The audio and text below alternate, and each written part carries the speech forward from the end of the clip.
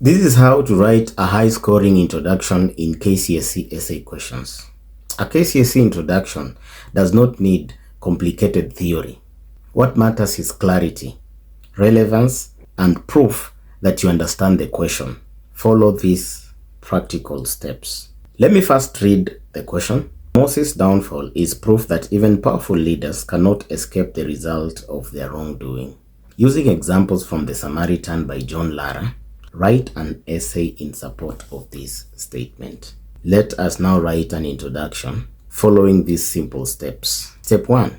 Write the introduction as one complete paragraph. Your introduction must be the first paragraph of the essay. Write in continuous prose, not bullets.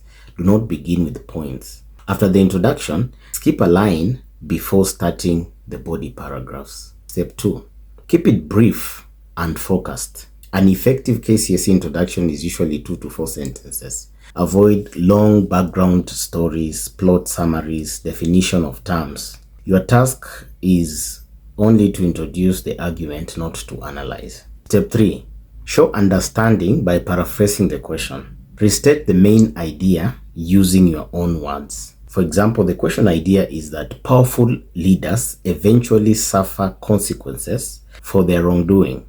Now, this is a possible paraphrase. Leadership authority does not shield individuals from consequences of immoral actions. This shows the examiner you understand the task. Step 4.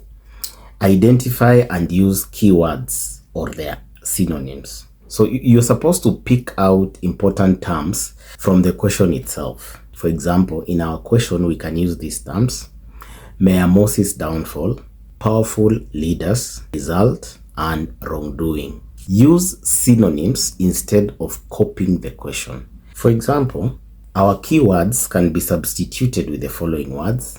Instead of saying downfall, a student can say collapse, ruin, destruction, or fall. Instead of saying powerful leaders, a student can say influential figures or those in authority. Instead of saying wrongdoing, the student can talk of corruption, immoral behavior, abuse of power. And instead of saying result, the student can talk about consequences or repercussions. Step 5. Mention a relevant character or situation.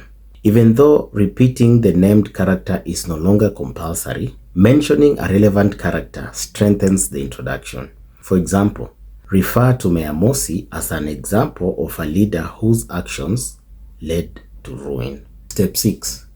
Capture both sides of the statement. If the question has two linked ideas, both must appear in the introduction. Here are the two sides: power and authority, and punishment resulting from wrongdoing. Your introduction must clearly show that power does not prevent consequences. If only one side appears, marks drop. Step 7. Avoid common mistakes. Do not rewrite the question word for word. Do not define words like downfall or leadership. Do not turn the introduction into a body paragraph. Then do not list points or examples. Here is an example of a strong KCSE introduction.